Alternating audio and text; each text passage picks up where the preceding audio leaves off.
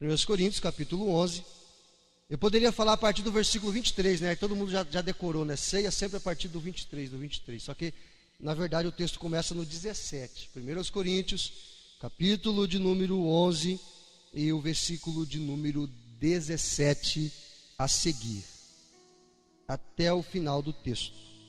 Pode projetar para mim aqui, vai ser projetado aqui para nós na NTLH, a nova tradução da linguagem de hoje. Tradução essa que eu recomendo para quem está começando. É uma tradução mais fácil. É a mesma mensagem, só que uma tradução mais fácil, uma versão mais fácil, tá bom? Aqui eu escolhi a NTLH porque a gente vai tirar algumas dúvidas aqui, entendermos melhor algumas expressões aqui, mas acompanhe na sua Bíblia, tá bom? Para quem está sem Bíblia, acompanhe aqui. Para quem tem Bíblia, acompanhe na sua Bíblia. Algumas versões são diferentes. Você talvez se pergunta por que às vezes eu ouço o pastor lendo ou alguém dirigindo o culto e lendo e as palavras mudam na minha Bíblia. É que existem versões da Bíblia, tá bom? A ARA, a ARA, Almeida Revista e Atualizada, a ARC, Almeida Revista e Corrigida, a NTLH e assim por diante. A King James, que é uma versão britânica, agora traduzida para o português, a mensagem é a mesma, só que muda algumas palavras, são sinônimos. Então por isso às vezes, se a sua versão é diferente, a palavra ali vai aparecer um sinônimo, mas a mensagem é a mesma. Então 1 Coríntios capítulo 11, eu queria voltar para Atos 5 hoje, mas vai ficar para o próximo domingo. Hoje o Senhor nos trouxe para esse texto aqui, amém? Então vamos lá. Nisto porém que vou dizer-vos, não vos louvo, porquanto vos ajuntais não para melhor, senão para pior. O que Paulo está querendo dizer aqui para a igreja de Corinto? Porque antes de tudo, ouço que quando vos ajuntais na igreja, há entre vós dissensões. Em parte eu creio. E até importa que haja entre vós heresias, dissensões, para que os que são sinceros se manifestem entre vós. De sorte que quando vos ajuntais num lugar, não é para comer a ceia do Senhor. Porque comendo, cada um toma antecipadamente a sua própria ceia. E assim um tem fome e o outro embriaga-se. Não tendes porventura casas para comer e para beber? Ou desprezais a igreja de Deus e envergonhais os que nada têm? O que essa expressão quer dizer? Ali você está lendo e você vai entender. Que vos direi? Louvar-vos-ei? Vou elogiar vocês? Nisso não vos louvo. Aí agora entra o texto aqui que geralmente é lido nas igrejas no culto de ceia. A gente não entende o texto porque a gente não lê a partir do 17, sempre lê a partir do 23. A gente não entende o que é comer dignamente, o que é não discernir o corpo do Senhor. Aí a gente vai interpretando com aquilo que vem na cabeça da gente. Mas o texto se explica.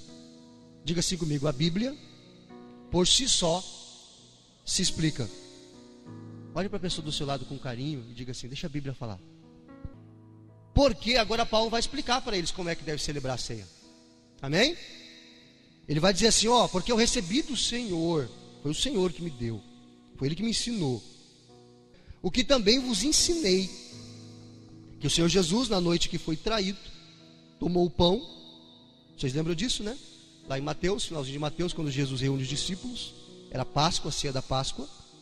E tendo dado graças, o Senhor Jesus partiu e disse, tomai, comei, ponto e vírgula, final da frase. Isto é o meu corpo que é partido por vós. Fazei isto em memória de mim.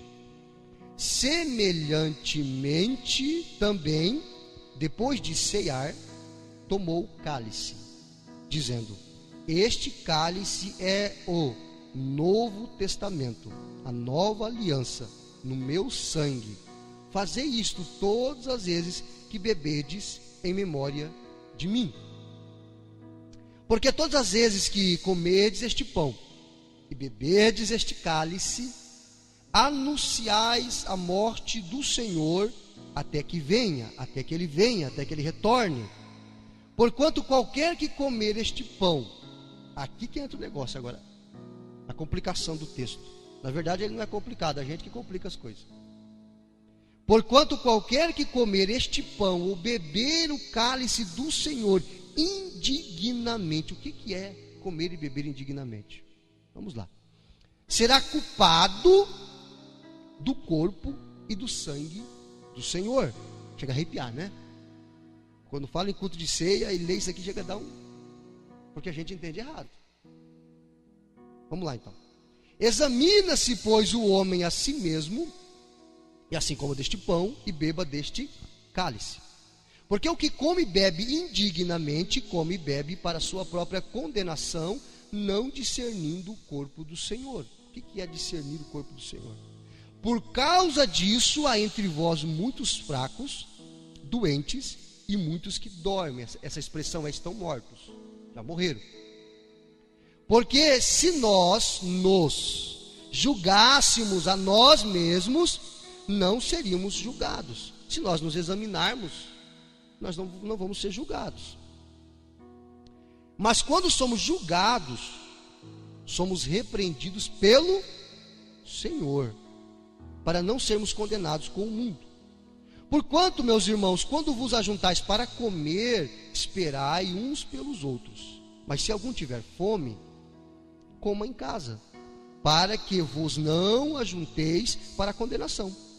Quanto às demais coisas, ordená-las-ei quando for ter convosco. A palavra de Deus é a verdade. Não é o que eu penso, não é o que eu acho, mas é o que a palavra de Deus diz. A primeira coisa que eu preciso entender aqui, quando eu vou tentar entender um texto, por exemplo, uma carta do apóstolo Paulo, essa carta que ele escreve a uma igreja local que estava em uma cidade portuária chamada Corinto. Eu preciso tentar entrar na mente de Paulo e tentar entender por que ele está escrevendo essa carta. Qual que é o propósito dele escrever essa carta? Porque o que estava acontecendo na igreja de Corinto para Paulo escrever essa carta instruindo eles como deveria ser celebrada a ceia do Senhor? Eles não sabiam celebrar a ceia do Senhor? Eles não celebravam? Celebravam. Mas Paulo escreve essa carta corrigindo eles, instruindo eles, dizendo: não pode ser assim, tem que ser assim. Eu preciso tentar entrar na mente do escritor, não do autor, porque o autor é Deus, mas o escritor Paulo, e tentar entender a carta, o assunto, assim como a igreja local daquela época entendeu. Quem entendeu, diga amém. Ou seja, eu não posso entender da maneira que eu quero entender.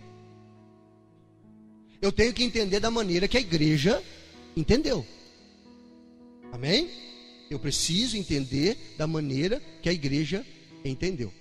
Então vamos lá. Vamos tentar entender aqui. Como era celebrada a ceia do Senhor naquela época, na igreja primitiva. Primeiro, nós chamamos ceia, eu não aprecio a expressão Santa Ceia. Amém? Eu não aprecio. Por quê? Porque não aparece na Bíblia a expressão Santa Ceia. Alguém já leu? Não, né? É ceia do Senhor. Não aparece a expressão Santa Ceia. Por isso eu gosto de chamar de ceia do Senhor. Segundo, ela também é chamada de Eucaristia. Na igreja católica é chamada de Eucaristia. Tá? Segundo, infelizmente, olha só isso aqui. Aquilo que era para ser a bênção, a ceia do Senhor, o momento de celebrarmos a ceia do Senhor, aquilo que era para ser uma bênção, uma celebração da igreja, a igreja se alegrando na presença do Senhor, tornou-se um martírio. Não é assim? Examina-se o homem a si mesmo. Não coma indignamente. Quem já ouviu isso? Aí a pessoa fica: meu Deus do céu, tomo, não tomo, tomo, não tomo. Se eu tomar e cair dura aqui, tomar e morrer na hora, e agora? O que vai acontecer? Aí aquilo que é para ser bênção, que é para ser uma celebração, tem gente que não vem nem no culto de ceia. Nem vou, porque eu sou um pecador. Quem é que não é um pecador? Não é verdade? Quem é que não é? Porque vem na nossa mente que não pode comer indignamente, então eu não posso ter cometido pecado para tomar a ceia do Senhor. Então vamos todo mundo embora aqui, ninguém vai tomar. Porque eu garanto que todos que estão aqui pecaram hoje. Eu te garanto. Ou seja, nós encontramos na Bíblia 613 mandamentos que Deus passou para Moisés. São os mitzvot. 603 mais os 10, que são os 10 mandamentos. Ou seja, quando eu transgrido aquilo, eu estou pecando. Ou seja, é impossível não pecar. Então todos nós somos pecadores. Então a ceia não pode ser um martírio. Amém? A ceia não pode ser um martírio. Vamos tentar entender isso. Para muitos, como nós dissemos aqui, ela é um dia de dúvidas, de tormento, em vez de ser um dia de fortalecimento, de celebrar a salvação. A salvação que o Senhor nos deu de graça. O grande problema está no versículo 27 até o versículo 30. Na verdade, o problema não está aqui no texto, está na forma que a gente quer entender. Vamos ver de novo? O 27 ao 30. O problema está nessa interpretação que a igreja, há 100 anos atrás, vem tendo desse texto. Porquanto qualquer que comer o pão e beber o cálice do Senhor indignamente, será culpado do corpo e do sangue do Senhor. Espera aí, vamos fazer a pergunta aqui. O que é comer indignamente? Versículo 28, examina-se, pois, o homem a si mesmo, e assim coma deste pão e beba deste cálice. Porque o que come e bebe indignamente, o que é indignamente? Come e bebe para a sua própria condenação, não discernindo o corpo do Senhor. O que é não discernir o corpo do Senhor? Aí o 30, por causa disso, há entre vós muitos fracos, doentes e muitos que já morreram. Aí acabou, né? Todo mundo vai embora e ninguém vai tomar ceia. Por causa desse texto, da interpretação que tivemos desse texto, dos últimos 100 anos, 120, 130 anos que a igreja está aqui no Brasil, vindo dos Estados Unidos, missionários batistas, a Assembleia de Deus e outras denominações que se originaram desses movimentos. Aí nós temos aquele pavor, nem vou na ceia. Estão curiosos? Todo mundo assim, né? Você está aí? Amém? Então vamos lá. Vamos tentar entender então. Olha só. Vamos ver alguns passos para tentarmos entender melhor o que Paulo estava ensinando para a igreja aqui. Vamos lá? Então vamos lá. Primeiro passo, olha só. Primeiro passo. A ceia na igreja primitiva era parte de um jantar. Já começa a mudar tudo. Assim como a ceia original da Páscoa. O que era a ceia da Páscoa? A ceia da Páscoa era um comer cerimonial e uma ceia, ou seja, para encher a pança, para comer. A ceia do Senhor, ela é uma espécie de continuação da Páscoa.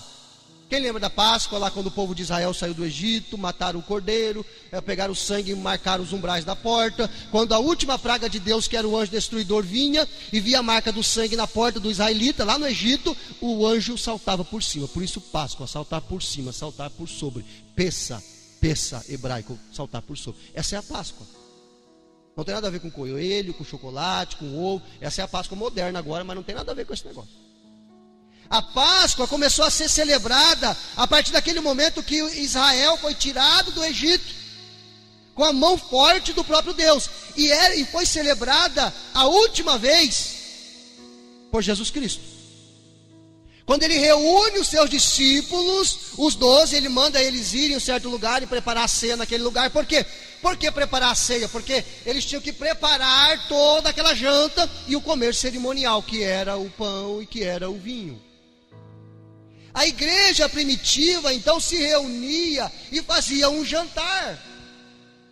Só que antes do jantar ou depois do jantar, não fica muito claro, eles faziam aquele comer cerimonial, que é o que a gente vai fazer aqui, o pão, um pedacinho.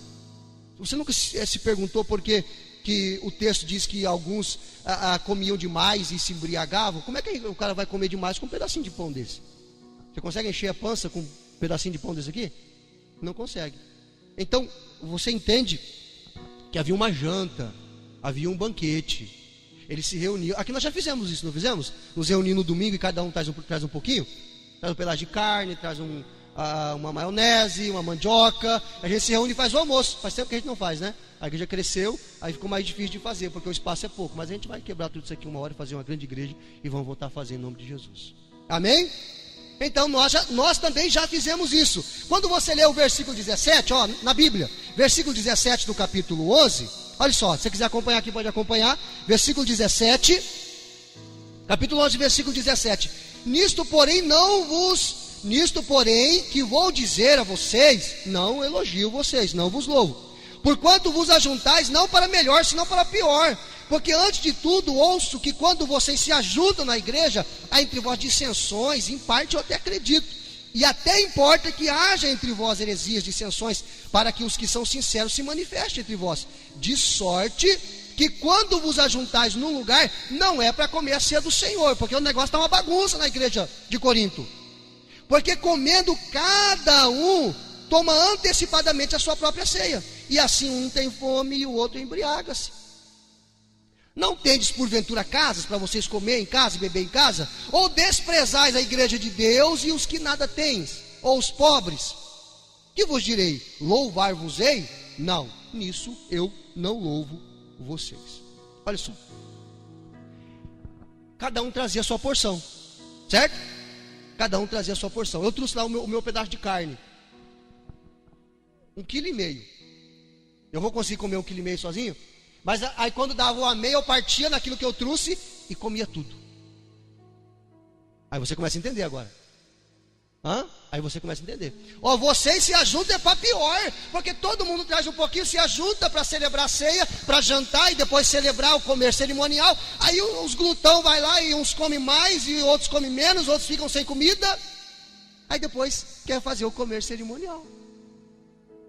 Glutão comeu demais, deixou o irmão sem, se embriagou, porque era vinho, naquela era vinho, porque disse que eles se embriagavam, e depois vão celebrar o comer cerimonial. A Bíblia afirma que alguns cultos, olha só, a Bíblia vai afirmar que alguns cultos que nós vemos por aí, tomara que nunca aconteça aqui, a gente sai pior do que quando entrou.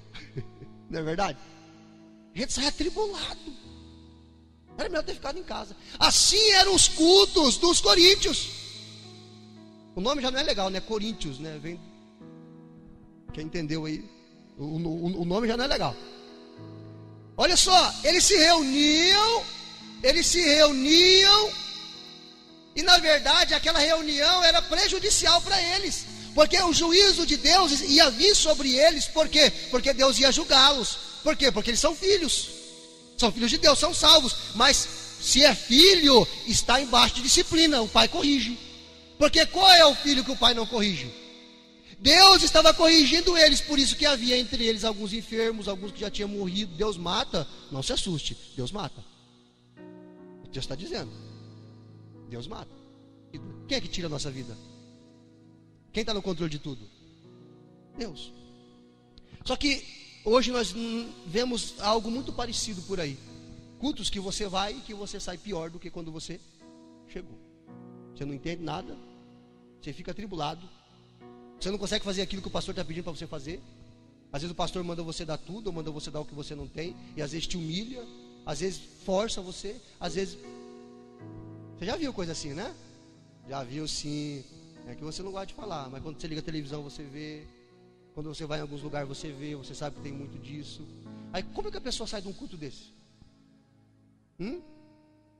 Eu não consigo nem ficar, eu saio atribulado. Primeiro que se eu entrar num culto que eu não aprender nada da palavra de Deus, eu não volto lá nunca mais. Eu aconselho mesmo para você, porque eu não aprendi. Eu fui abençoado. O que você entendeu da palavra? Eu não sei nem onde o pastor leu. Então como é que tu foi abençoado? Não, mas foi bênção, foi poder, foi unção, teve gente caindo, gente pulando, gente rodando. E o que você aprendeu? Então, querido, desculpa, não tem edificação. Se você não aprendeu nada da palavra de Deus, não tem edificação. Seja crítico. Deus não quer tirar a sua inteligência, Ele quer tirar os seus pecados. Isso Ele fez na cruz. Então seja crítico. Examine as coisas antes de você aceitar tudo que você ouve. Amém? Então existe hoje cultos assim, aonde você, o versículo 17, o que diz? Paulo está dizendo: nisto porém não vos louvo. Vocês se ajuntam para pior. É o que Paulo está dizendo para a igreja de Corinto. Aí eu pergunto para nós, para mim, Pastor Josias, para nós que somos o corpo de Cristo, como estão os nossos cultos? Como as pessoas têm se sentido nos nossos cultos? Mais próxima de Deus? É agradável? É gostoso? É bom? Então convide as pessoas para vir conhecer. Amém? Nossa igreja não é perfeita, não existe igreja perfeita, porque igreja não é as paredes, igrejas são pessoas, e não existem pessoas perfeitas, então não existe igreja perfeita. Glória a Deus. A igreja de Corinto era extremamente problemática. Extremamente problemática. Era uma igreja extremamente problemática. Versículo 19, olha só. Até importa que haja entre vocês heresias, briga, discussão. Já pensou? Você vem no culto e dois irmãos saem no tapa? Aí vai, puxa, aí tá complicado, né? Eu achava que na igreja só tinha gente perfeita. Não, não é verdade. Tem igreja, chegaram no pastor e disseram assim: pastor, a minha igreja está muito complicada, ela cresceu muito, não consigo mais pastorear todo mundo, está tão complicado que tem marido que bate na mulher. Aí ele falou: você está bem, lá na minha tem mulher que bate no marido. Então não é um lugar de pessoas perfeitas. Amém? Não é um lugar de pessoas perfeitas. Mas nós estamos buscando no Senhor a perfeição. Mas daí a sair no tapa já é outra coisa. Amém? E a igreja de Corinto era uma igreja problemática, que havia dissensões, que havia heresias, que era muito complicado. Você entrava no culto e saía até endemoniado às vezes. Você imagina? Então vamos continuar. Segundo ponto, eu estou no primeiro aqui. A ceia na igreja primitiva era parte de um jantar, assim como na ceia original, que era a Páscoa. Segundo ponto, que eu já adiantei aqui: cada família trazia a sua parte para formar a mesa do jantar. Versículo 20 até o versículo de número 22. Cada um trazia um pouquinho. A igreja era formada por várias classes sociais. Hoje ainda é assim. Havia pessoas que tinham mais recursos, havia pessoas que tinham menos recursos, e havia pessoas que às vezes não tinham nenhum recurso. Inclusive havia escravos que eram membros da igreja. Já parou para pensar nisso? Havia escravos. Quem já leu a carta que Paulo escreveu a Filemon? Onésimo, o escravo que fugiu. Havia escravidão naquela época. Onésimo se converteu e ele era escravo de Filemon. Então havia também escravos. Quando você lê o versículo 22, olha só, ele diz assim, ó: não tendes porventura casas para vocês comer e beber em casa, ou desprezais a igreja de Deus e envergonhais os que nada têm. Versículo 22, envergonhais os pobres. Por quê? Porque quem tinha mais trazia mais, quem tinha menos trazia, quem não tinha nada vinha. E a igreja tinha que exercer o amor. Você não trouxe, você não vai comer. Vou comer sozinho, foi eu que trouxe. É isso que acontecia lá. Aí o que acontecia com o escravo? O escravo, ele era dependente do seu senhor. Ele tinha que deixar a casa toda limpinha, ele tinha que fazer todo o serviço da casa e ainda ser liberado pelo seu senhor para ir na igreja ceiar. Mas ele não levava nada, ele era escravo. Aí quando ele chegava lá, os bambambam já tinham comido tudo. Aí o coitado do irmão ficava sem nada. Está conseguindo entender? Aí depois eles iam no comer cerimonial, bonitinho. O irmão está ali com fome, e o outro de pança cheia aqui, e aleluia, glória a Deus, louvado seja o nome do Senhor. Ora vem, Senhor Jesus. Amar o irmão que é bom? Nada. Está conseguindo entender? Então, nós chegamos agora no entendimento crucial para entendermos o que acontecia na igreja. Aí nós chegamos no terceiro ponto da mensagem. Terceiro ponto da mensagem. Versículo 27 até o versículo 29. Quem está entendendo, diga amém. Glória a Deus. O que seria comer indignamente e sem discernir o corpo do Senhor? Olha para a pessoa do seu lado e pergunta: o que é isso? Pergunta para ela com carinho e respeito: o que é isso? O que é isso? O que é esse negócio de comer indignamente e sem discernir o corpo do Senhor? Agora, entendendo esse pano de fundo aqui que foi feito, fica mais fácil de entender. Fica mais fácil de entender. Porque como que nós éramos ensinados? Quem pecou esse mês, chega no pastor, confessa. Se o pecado foi muito grave, o pastor disciplina. 30 dias, 60 dias, sem ceiar. Quem pecou no mês? Só aquele irmãozinho pecou? Ou só ele teve coragem de confessar? Então, comer indignamente não é, eu sou indigno porque eu pequei. Eu sou indigno porque eu sou pecador. Não é, irmão, porque pecador que todo mundo é. Uns mais, outros menos, mas todos são. Amém? Pastor, eu não sou. Então, Jesus não precisou morrer por você. Você vai chegar no céu primeiro que todo mundo. Olha só. O que é comer indignamente? Comer indignamente, segundo o contexto, é comer sem comunhão. Não estou nem aí para o meu irmão, a Denise, estou nem aí para ela. Não estou preocupado com o problema dela. Se ela não trouxe, o problema é dela. Lembra quando a gente levava lanchinho na escola? É mais ou menos assim, né? Eu lembro quando eu ia para a escola, levava o meu material dentro de um saco de arroz de 5 quilos. Para começar, né? E eu estava apavorando, né? Estava apavorando. Era humilde, era simples. Era o que eu tinha e eu valorizava. Aí eu chegava na escola, aqueles gurizinhos da minha idade, com as lancheirinhas dos Power Rangers, dos Changemans. Eu ficava olhando. Quando eles abriam aquela lancheirinha, então, era o céu. Aí eu ia para a fila ali, para poder pegar o meu lanche. Você deve ter passado por isso também. Algumas pessoas aqui passaram por isso. Não é feio. Não é feio. Aí às vezes vai aquele coleguinha, eu tenho, você não tem. Dá vontade de pegar um miserável, né? Dá vontade, não dá? Aí tem adulto que faz isso. A igreja primitiva fazia, ou melhor, a igreja de Corinto fazia isso. Chegava o irmão lá com meio boi nas costas, passar. Aí chegava um outro irmãozinho lá, que escravo, acabou de sair da casa do seu senhor, às vezes tomou até uma surra. Aí aquele não dividia com ele. Aí vai celebrar a ceia do Senhor. Aleluia, glória a Deus. Que bom estar na presença do Senhor. Falso, hipócrita, mentiroso. Eu amo a Deus, mas você não ama o seu irmão. Você não consegue dividir, o que você tem é seu, é só para você. É para os seus deleites, para os seus prazeres. Aí vai dizer que ama a Deus. Eu amo a Deus. Mas aquele irmão ali eu nem abraço ele. Você não ama a Deus. A Bíblia diz que quem age assim é mentiroso. Amém? Então comer indignamente, pastor, eu quero ver na Bíblia. O senhor disse que tem que provar na Bíblia, então vamos lá. Versículo 33. Olha só como é que Paulo resolve o assunto. Versículo 33. Alguém lê para mim. Paulo mandou esperar uns pelos outros. Então o problema era comer sem comunhão. O problema era comer na frente.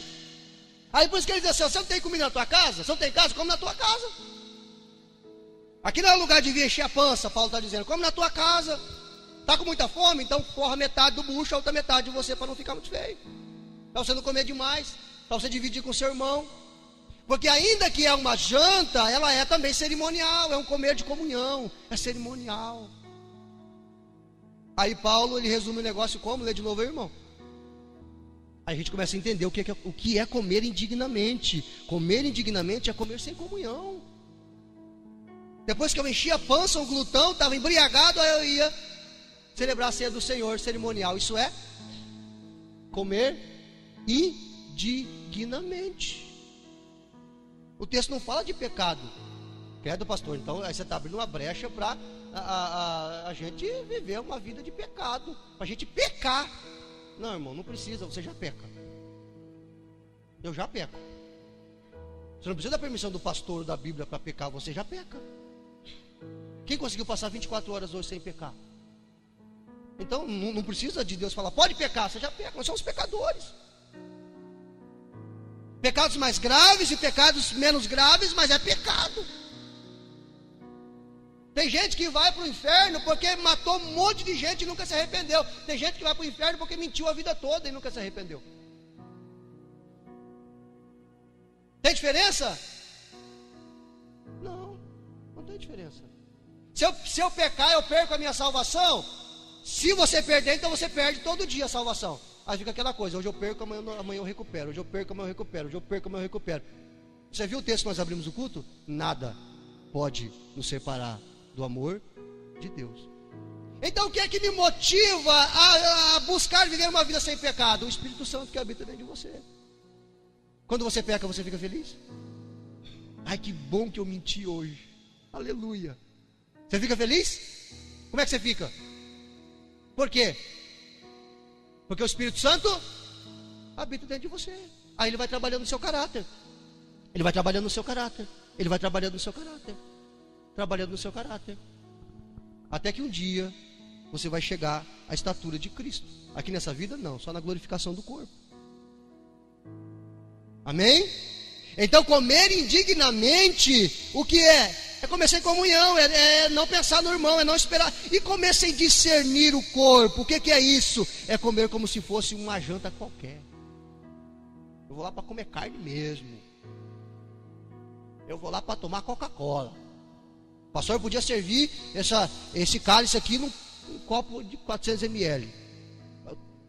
Matar a sede. Com o passar do tempo, as igrejas deixaram o jantar e ficaram só com os elementos, a ceia cerimonial, por causa dessa bagunça que estava acontecendo na igreja de Corinto. Eles foram deixando. Então comer sem discernir o corpo é comer como se fosse uma janta qualquer. Eu não entendo o que está acontecendo aqui. Eu não sei o que é isso. Eu não sei o que simboliza o pão e o que o vinho simboliza. Para mim vai todo mundo lá e pega e come, e eu vou lá e vou comer também. Ninguém morreu até agora, então lá também eu vou comer. Vamos ver o que vai dar esse negócio. É comer sem discernir o corpo. Versículo 28, eu te mostro na Bíblia, olha só. Depois que Paulo explica do versículo 23 até o versículo 27 o que é a ceia, o que significa o pão, o que significa o cálice. Aí ele diz no versículo 28, examina-se, pois, o homem a si mesmo, e depois coma deste pão e beba. Ou seja, quem te examina é quem? Quem? Você se examina. Ah, não é o pastor? Não. Quem examina o que o pastor vai examinar é ele mesmo. É você que se examina. Porque não tem, olha, um examinador melhor do que a nossa consciência. Não tem. Mas examinar o quê? Examinar se eu entendo o que está acontecendo aqui. Examinar se eu entendo o que Jesus fez por mim. Examinar se eu compreendo que eu não sou digno de forma alguma, porque eu sou um pecador. Quando eu entendo isso, quando eu sei que isso aqui significa, o pão significa o corpo de Jesus que foi partido por mim, o suco de uva ou vinho simboliza o sangue dele, que simboliza a nova aliança no sangue dele, e que isso tudo foi feito por mim, pecador, que nasci separado de Deus, condenado ao inferno, e agora Jesus morre no meu lugar, eu aceito ele como Salvador, eu sou salvo. Eu entendi. Agora eu consigo discernir o corpo. O que diz aqui? Versículo 28. Versículo de número 28, olha só.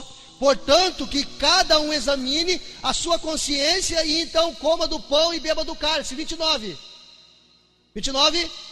Pois a pessoa que come o pão ou beber do cálice sem reconhecer que se trata do corpo do Senhor. Viu como essa versão fica mais fácil? Se trata do corpo do Senhor. Simbólico, mas tem poder. Se trata do corpo do Senhor. Depois que a gente orar aqui, o pão não vai virar o corpo, o suco de uva não vai virar o sangue. Isso aqui é simbólico, mas tem poder. É o corpo do Senhor. É o nosso memorial. Está entendendo, irmão? Você está aí ainda? Desprezar o significado da ceia é comer de modo indigno, sem discernir o corpo. Isso é comer de forma indigna. Aí a gente continua, olha só.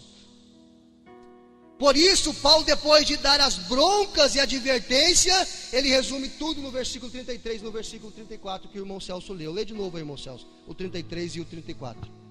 Esse seria o modo digno de celebrar a ceia do Senhor. Só isso. Só isso. Não tem nada a ver com excluir pessoas, com disciplinar pessoas. O que é disciplina na igreja? Se o membro da igreja ele não anda de acordo com o que o Senhor Jesus ensina, ele vai ser chamado, vamos conversar com ele, vamos orientar. E quando ele realmente diz, não quero, pastor, eu não vou seguir os preceitos bíblicos, então ele é afastado do rol de membro da igreja. Agora, excluir a pessoa, não, é afastado do rol de membros. Ele pode vir no culto a hora que ele quiser, a igreja é dele. Não existe isso. Isso é para membro, para quem assume compromisso com a igreja e com o Senhor da igreja. Esse seria o modo digno de celebrar a ceia do Senhor. Só isso, é simples. É simples. Por que a gente nunca entendeu isso? Quem já tinha entendido assim o texto? Por que a gente nunca entendeu isso? Te dou um segredo, porque a gente sempre lia do versículo 23.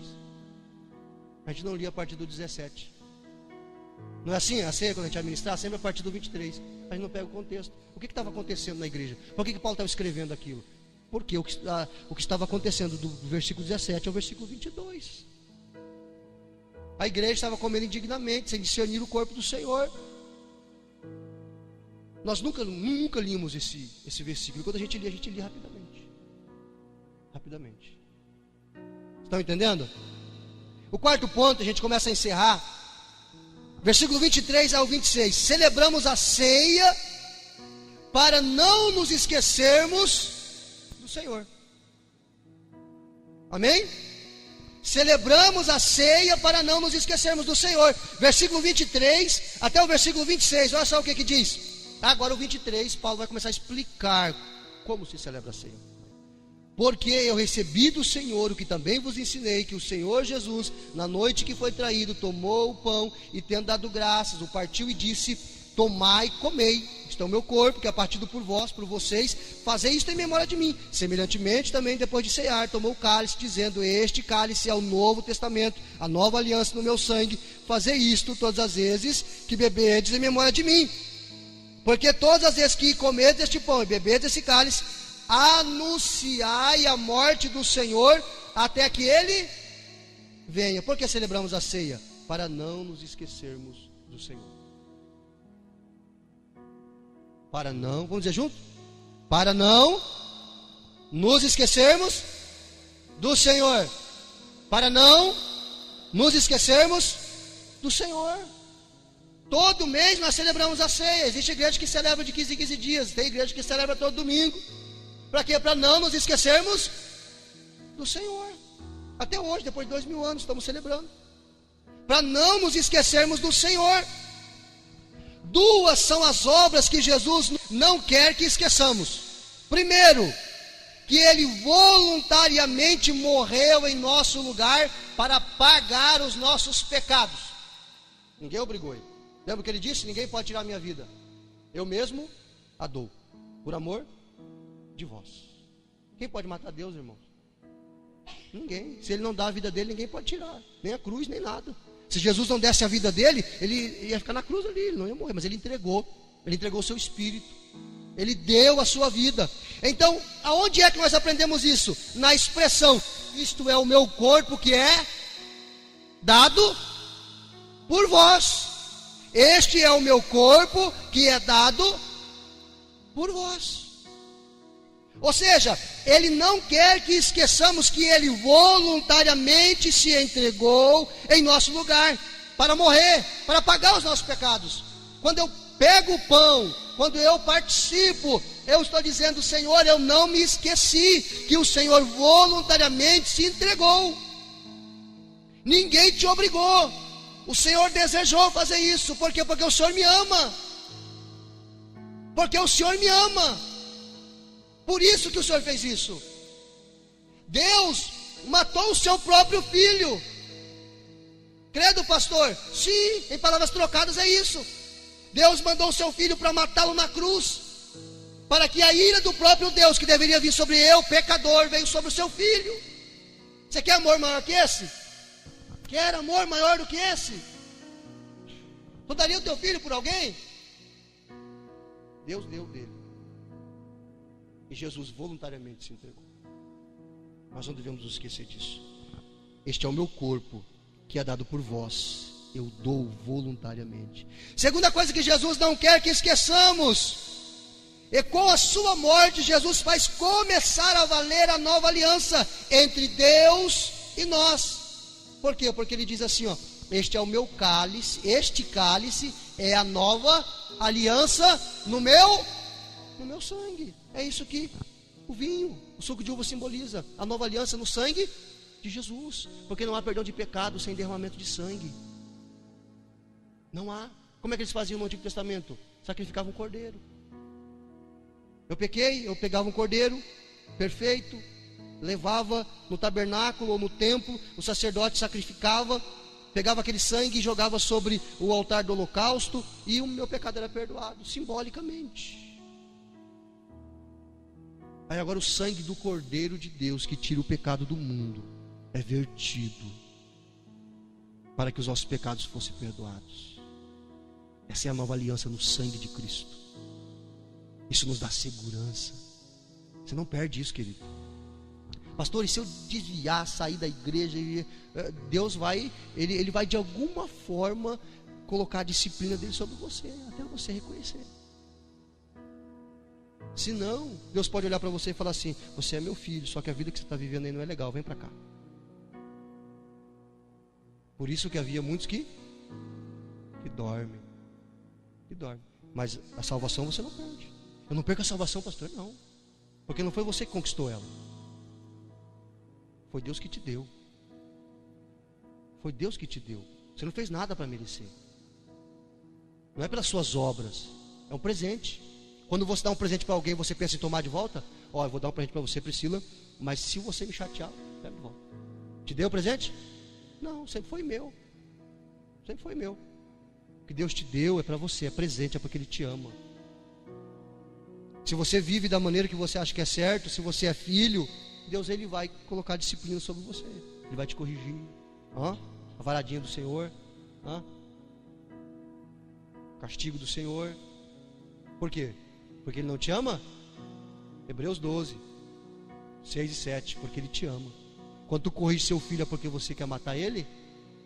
Não. Por que você corrige ele? Porque você ama. Você é filho de Deus. Deus te corrige e me corrige porque Ele te ama. Hebreus 12, 6 e 7. Se você não está embaixo de disciplina, então você não é filho, você é bastardo. Já viu aquelas pessoas que o irmão está na igreja ali fiel a Deus, aí ele vê que o povo do mundo, que não serve o Senhor, faz um monte de coisa errada. Aí ele diz: puxa, eu vou tentar fazer só uma vez. Aí quando ele faz, pegam ele. Por que nunca? Porque você é filho. Deus foi lá e vou aceitar uma propina. Está todo mundo aceitando. Eu sou filho de Deus, mas está todo mundo aceitando. Não dá problema para ninguém. Ninguém foi pego, mas você é filho. Deus vai fazer pegar você só para tu aprender. Você é filho. A disciplina de Deus vai vir sobre você. Agora, se você não é filho, aí pode vir de qualquer maneira. Quem está entendendo, diga amém. Você está aí, querido? Amém? Então vamos continuar. Deixa eu ver se eu não me perdi. Não. Jeremias 31, versículo 31. Capítulo 31 de Jeremias, versículo de número 31 ao 33 de Jeremias. Vamos lá. Jeremias bem no meio da Bíblia. Depois de Salmos, Provérbios, Isaías, vai passando. Jeremias 31, versículo de número 31. Olha só o que Deus promete aqui, Jeremias capítulo de número 31, versículo de número 31. Quem achou? Diga amém. Eis que dias vêm, diz o Senhor, que farei um concerto novo com a casa de Israel e com a casa de Judá, não conforme o concerto que fiz com os seus pais, no dia em que os tomei pela mão, para os tirar da terra do Egito. Lembra que eu falei do Egito? Porquanto eles invalidaram o meu concerto, pecaram, desobedeceram, apesar de eu os haver desposado, Deus casou com eles, diz o Senhor. A Israel é a esposa de Deus. Versículo 33. Mas este é o concerto que farei com a casa de Israel depois daqueles dias, diz o Senhor. Porei minha lei no seu interior e a escreverei no seu coração, e eu serei o seu Deus e eles serão o meu povo. Sabe por que você está aqui? Que Deus escreveu no seu coração a lei, e você não tem prazer em desagradar o teu Deus. Não é que você é perfeito, mas quando você erra, você se entristece, porque você o ama. Ele marcou no seu coração. Já era, companheiro. Depois que você se enrola com Jesus, olha, já era. Ele não te larga nunca mais. E ainda bem. Glória a Deus por isso. Ele não te deixa.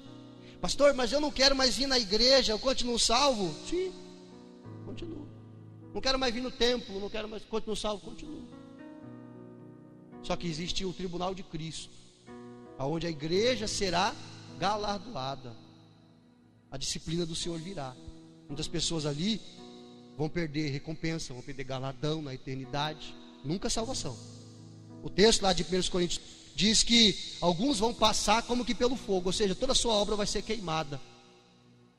Por quê? Porque às vezes fez por orgulho, fez por vaidade, a intenção não era louvar o Senhor. Aí diz que ele entrará como que pelo o fogo. Já viu a pessoa no incêndio, quando ela escapa pela vida dela, quase se queimando? Mas não vai perder a salvação, porque a salvação é um presente de Deus. Você não perde. Está garantido que você, quando você morrer, você vai viver com o Senhor. O seu lugar do inferno lá, o meu lugar do inferno, porque tínhamos nosso lugar lá, arriscado. Nós somos do Senhor. Amém? Quem é do Senhor? Amém? Então Deus havia prometido para Israel que ia escrever na tábua do seu coração. Nós somos Israel de Deus. Somos o Israel espiritual. Fomos enxertados em Israel. Por isso Deus escreveu em nosso coração. Olha só, a igreja de Jesus celebrará a ceia até que ele volte. Versículo 26, volte lá. 1 Coríntios 11, 26. Nós vamos celebrar até que ele volte. Porque todas as vezes que comerdes este pão e beberdes deste cálice, anunciai a morte do Senhor até que ele venha. Quando ele vier, ele vai fazer um grande banquete. Lembra o que Jesus disse para os discípulos? Eu nunca mais vou beber do fruto da vide, até que naquele dia eu beba com vocês no reino do meu Pai. Glória a Deus. Aquela mesa do tamanho da eternidade. Eu estou sentado ali, você do meu lado, a igreja toda ali, e todos os que creem em Jesus, na história da igreja, naquela mesa que nunca acaba. E Jesus vai nos servir, um por um. Aí pensamento meu, ao mesmo tempo, como é que Jesus vai servir um por um ao mesmo tempo? Não sei, mas eu creio sim. Porque imagina o tempo que ele vai levar para servir todo mundo, né? Se ele fosse um por um, né? Ele é onipresente, está em todos os lugares ao mesmo tempo. Eu vou estar conversando com Jesus aqui, você conversando com Jesus ali. Que loucura, pastor. Não estou dizendo que está na Bíblia, tá? Coisa da minha cabeça. Amém? Até lá é importante que não nos esqueçamos que Jesus precisou morrer para que nós pudéssemos viver. Nós nunca podemos esquecer disso. Jesus precisou morrer para que nós pudéssemos viver. E o quinto ponto eu encerro. Versículo 28. Quem lê para mim versículo 28 de novo? Se tiver aqui, alguém lê no quadro para mim aqui. O que a gente vai encontrar se a gente se examinar? O que eu vou encontrar dentro de mim se eu olhar para dentro de mim? Seja sincero, irmão. Inveja? Cobiça? Pensamentos adúlteros? Ciúme? Contenda? Raiva? Falta de perdão? O que eu vou encontrar se eu olhar dentro de mim? Vamos pegar um exemplo aqui de Paulo, olha só. Se eu honestamente, irmão, me examinar, o que eu vou encontrar? 1 João, vamos lá rapidinho. 1 João, não é o Evangelho de João, é a 1 João lá no finalzinho, antes de Apocalipse. 1 João, capítulo de número 1, para você que diz que não tem pecado, irmão, olha só. 1 João, capítulo de número 1 e o versículo de número 8. Olha só. 1 João, capítulo de número 1, versículo de número 8. Enquanto você procura, eu vou lendo. Se dissermos que não temos pecado, enganamo-nos a nós mesmos, e não há verdade em nós. Toma, né? Se confessarmos os nossos pecados, Ele é fiel e justo para nos perdoar os pecados e nos purificar de toda injustiça. Se dissermos que não pecamos, fazemo-lo mentiroso e Sua palavra não está em nós. Ao me examinar, eu saio da posição de fariseu e volto para a posição de publicano. Lembra do fariseu? Lá em Lucas 18, não precisa procurar. O fariseu chegou na frente do altar e foi orar. Do lado tinha um publicano. O que era o fariseu? Religioso, bem visto na sociedade. Era o cara. O fariseu, o publicano era o cobrador de imposto. Judeu, cobrador de imposto, que era desprezado. Lembra do Zaqueu? Era um publicano. Ele olhou assim: te louvo, Senhor. Sei que tu recebes a minha adoração. Eu não sou igual a esse miserável, esse publicano, cobrador de impostos. Eu dou meu dízimo de tudo. Estou no culto, de segunda a sexta. Sou um cara bom. Fez aquela oração. Aí chegou o publicano, dobrou seus joelhos. E diz a Bíblia que ele não conseguia falar. Ele só batia no peito e dizia: miserável homem que sou. Eu sou pecador. Eu não mereço estar aqui.